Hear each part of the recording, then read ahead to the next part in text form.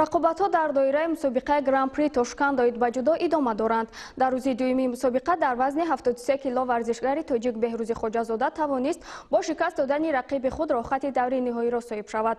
ҳамчунин имрӯз Сомон Маҳмадбеков, Акмал Муродов ва Садрбоев Тоҷикистонро муаррифӣ намуданд. идомаи мавзӯъ дар гузориши ҳамкорони мо. паҳлавони шинохтаи мамлакат Беҳрӯзи Хоҷазода дар вазни 73 килограмм дар татами шаҳри Тошканд ҷилои ҳунар кард. ӯ дар даври аввал озод буд. дар вохӯри дуюмаш бар муқобили ҷудочии рус Евгений Прокопсук ба майдон баромад. дар ин рақобат вақти асосии ғолибро муайян накард. паҳлавони мо дар Golden Score тавонист як партофти хуб анҷом диҳад ки он ипон баҳогузорӣ шуд. дар рақобати дуюмаш Беҳрӯзи Хоҷазода бо Эрик ҳам аз Британия кабир қувва озмуд. дар ин сабқат ҳам ӯ тавонист рақибро сарафканда созад.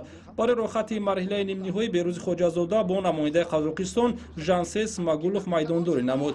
рақиби навбатӣ ҳам ба зуру бозӯи Беҳрӯзи Хоҷазода тоб оварда натавонист. Жансес Смагуловро Беҳрӯз бо ипон мағлуб намуд.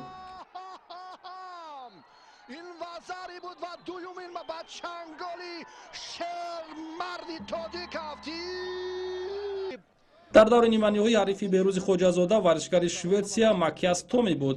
ин вохӯре ки қадами охирин барои рохати финалӣ ба ҳисоб мерафт, варзишгари тоҷик бо чусту чолокӣ имтиёзи заруриро ба даст оварда роҳи худро ҳамвор сохт. ҳамакнун барои дарёфти унвони қаҳрамонӣ Беҳрӯзи Хоҷазода бо Ҳикматулло Тураев аз Узбекистон рақобат мекунад.